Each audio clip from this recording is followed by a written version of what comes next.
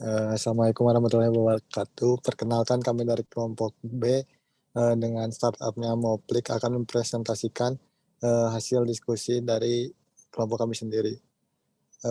Adapun anggota dari kelompok kami, yang pertama saya Iftikar Pauji Nugraha dan ada Rizpan Ahmad Sumantri, Yaris Hernandi Nugraha, Keanu Jaler Pangestu, dan Edi Chandra. Untuk selanjutnya latar belakang akan dijelaskan oleh Rizpan. Oke, latar belakangnya. Dengan munculnya pandemi coronavirus, banyak orang yang harus diam di rumah atau work from home ya, WFH. Nah, hal ini tuh menyebabkan media streaming menjadi populer di semua kalangan. Dikarenakan banyaknya orang yang mencari hiburan agar tidak merasa bosan saat self quarantine di rumah. Walaupun banyak media streaming, masih banyak saja fitur dan konten yang tidak lengkap, sehingga muncullah Netflix dengan konten dan fitur lebih lengkap dari yang lainnya dengan harga yang sepadan.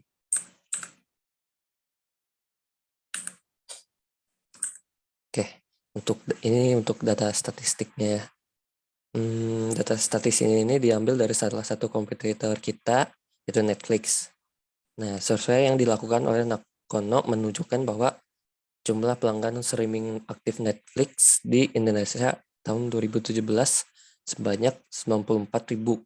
Jumlah ini diperkirakan akan terus meningkat hingga mencapai 906.000 pada tahun 2020. Nah, peningkatan ini tuh terjadi karena adanya pandemi COVID. Nah, peningkatannya tuh sebesar 800% ya dari tahun 2017. Kemudian ada kompetitor yang akan dijelaskan oleh rekan saya. Untuk kompetitor sendiri di sini diambil 3. Yang pertama ada GoPlay, Netflix, dan Disney Plus. GoPlay itu adalah layanan streaming film dan serial dari Gojek. Untuk Netflix, Netflix merupakan jaringan televisi internet di dunia dengan lebih dari 36 juta pelanggan yang tersebar di lebih dari 40 negara di seluruh dunia. Untuk Disney Plus ini termasuk layanan streaming yang baru, di mana Disney Plus Hotstar adalah layanan streaming yang didedikasikan untuk menayangkan film-film hits mancanegara dan lokal terbesar, semuanya di satu tempat.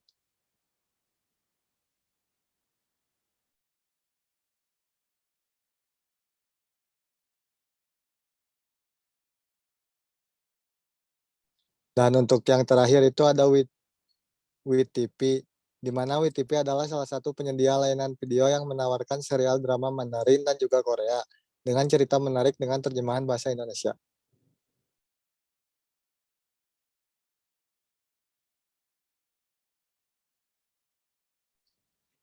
Selanjutnya ada target market, di mana target pasar Moplik ini meliputi pria dan wanita dari umur 14 sampai 60 tahun.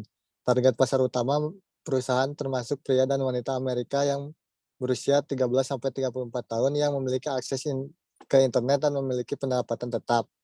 Pasar ini dapat dibagi di antara menikah, orang tua tunggal, dan individu tunggal karena semua sektor menghasilkan langganan streaming domestik. Untuk individu yang sudah menikah, Moplik adalah acara untuk menghibur anak-anak di malam hari atau saat babysitter dipekerjakan di malam hari.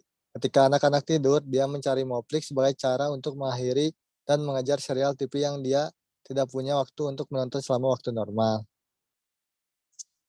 Untuk orang tua tunggal, faktor-faktor serupa, namun mereka cenderung lebih bergantung pada Moplik untuk menghibur anak-anak, tetapi juga menggunakan untuk penggunaan pribadi setelah anak-anak tidur. Akhirnya individu tunggal menonton pada platform streaming Moplik untuk bersantai setelah hari yang panjang dan menikmati sendiri tetapi tergadang dengan teman-teman.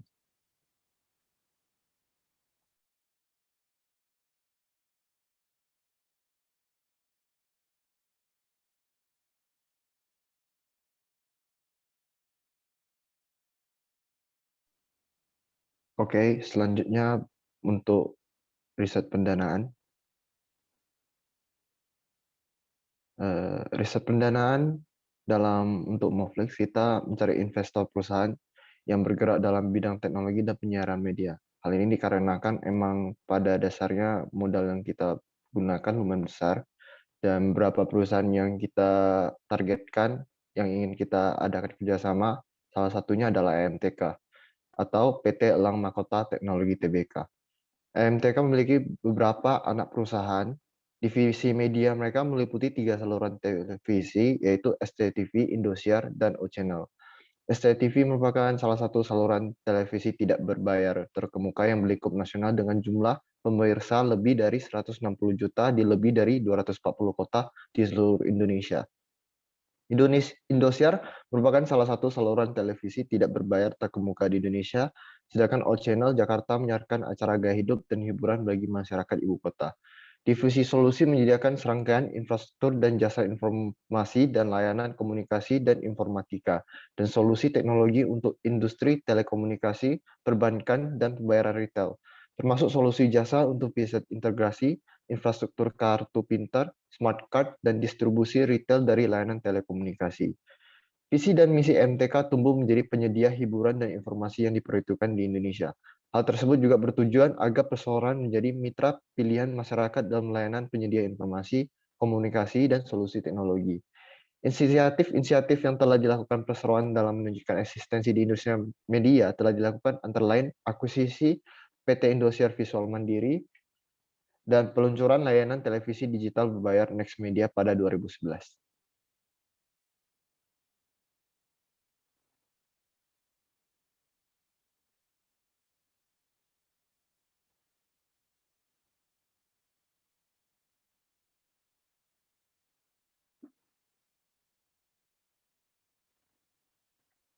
MTK dalam tahun 2021 sedang berfokus untuk berinvestasi dalam bidang teknologi dan kesehatan. Sehingga dengan menawarkan produk kita yaitu Moflix ataupun aplikasi kami, kita dapat menjalin kerjasama untuk membesarkan Moflix secara bersama dan memberikan hiburan yang lebih untuk masyarakat Indonesia. Dengan begitu, MTK mampu mendapatkan profit dari hasil pembagian profit per tahun kita. Yang kedua, yang kita ingin bekerja sama adalah PT DMMX atau PT Digital Media Tama Masima Tbk. Industri ini bergerak dalam bidang memberikan layanan transkripsi yang terdiri dari manajemen konten, iklan terprogram, serta program akuisisi penjualan. Misi yang dijalankan yaitu memfasilitasi bisnis yang ada di seluruh Indonesia melalui strategi periklanan yang efektif dan efisien dalam pemasaran perdagangan digital dengan Cloud Advertising Exchange sebagai bisnis utamanya. Diharapkan dengan bekerja sama dengan DMX, Moflix dapat menjadi salah satu platform untuk utama dalam menyiarkan iklan dari DMX dan memberikan profit yang baik untuk perusahaan sekaligus dengan link DMX yang telah ada mampu memperkenalkan Moflix ke masyarakat umum Indonesia. Oke, yang selanjutnya kelebihan Moflix akan dijelaskan oleh teman saya.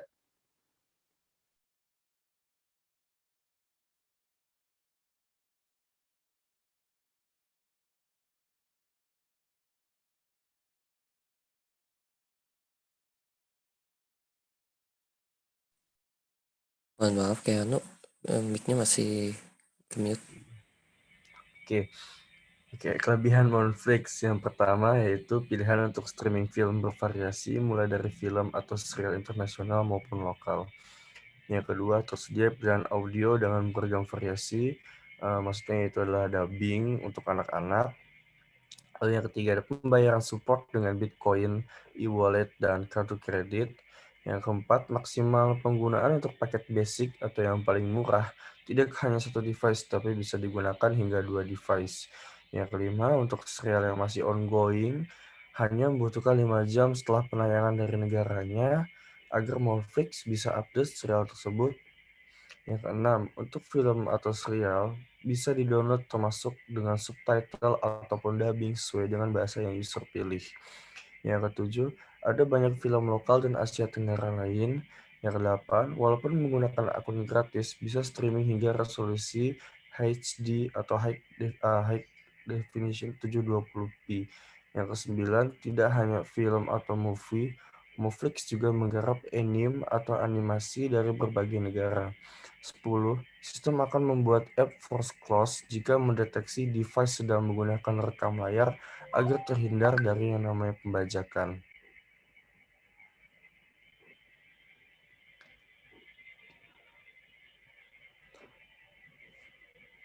Lalu tuh revenue stream bisa dijelaskan dengan rekan saya. Oke, untuk revenue stream-nya itu, Moflix menggunakan tipe revenue B2C atau business to consumer. Dan model penyampaiannya itu bertipe subscription revenue model. Nah, sehingga Moflix itu menawarkan konten atau tarif layanan pelanggan untuk mengakses beberapa atau semua penawaran yang sedang berlangsung. Kemudian ada bisnis model kanvasnya. Bisa dijelaskan oleh teman saya. Oke, untuk bisnis model kanvasnya yaitu untuk key patrons-nya ada content owners, lalu local studio smart TV companies, gaming industry, TV network companies, Google and Amazon, lalu ada investors. Untuk key activities-nya itu yang pertama itu ada tech and development, content licensing and acquisition, content creation, marketing, dan analytics. Untuk key resource-nya itu ada brand, algorithm and data, app or website, lalu ada prices. Untuk value proportion-nya itu ada content library, user can stream the normal resolution 24/7 with ads, lalu ada subscriber can access HD film resolution, stream content confidentially anywhere, and 30-day free trial. Lalu untuk customer relationship-nya itu tech and development, content licensing and acquisition, content creation, marketing, dan analytics. Untuk channels-nya ada social media, desktop and mobile, media outlets. Customer segmentation-nya itu interested in watching movies and TV show, lalu ada content for children and adult. Cost structure-nya itu ada production, licensing, research and development, infrastructure, marketing, streaming delivery cost, payment processing fees, lalu ada customer service. Untuk revenue-nya itu menggunakan monthly subscription plans. Yang pertama ada basic yang paling murah atau basic yaitu silver, ada gold, diamond, lalu ada family yang paling mahal. Lalu untuk BPMN Moflix-nya akan dijelaskan oleh Rizpan. Oke, untuk BPMN itu ada dua aktor, yaitu user dan sistem. Yang pertama, user itu harus berlangganan dulu ke Moflix, ya, subscribe ke Moflix. Nah, kemudian user harus register ID dan passwordnya. Setelah register, user akan masuk ke halaman utama. Nah, di sistem itu saat register itu ID dan passwordnya itu akan masuk ke database data user Moflix. Kemudian masuk ke halaman utama. Nah, di sistem itu akan dicek langganan usernya. Nah, ini dibagi menjadi dua. Ada masih berkelangganan atau tidak. Kalau tidak, berarti langganan sudah kadaluarsa. Terus langsung N. Kalau masih berlangganan, ya langsung ini ingin memperpanjang langganan atau tidak. Kalau tidak langsung N. Kalau iya, user bisa langsung memilih film. Nah, untuk memilih filmnya ini ada tiga pilihannya. Ada rekomendasi dari sistem, ada mencari film dengan genre, terus yang terakhir ada mencari film dengan search bar. Nah, tiga-tiganya ini tuh ada dari database film. Nah, user akan memilih salah satu ini, terus akhirnya user akan menonton film yang sudah dipilih oleh user. Nah, udah itu sudah N. Nah, untuk penutupan bisa oleh Bang Iftikar. Cukup sekian, terima kasih. Cukup sekian presentasi dari kelompok kami. Kurang lebihnya mohon maaf. Wassalamualaikum warahmatullahi wabarakatuh.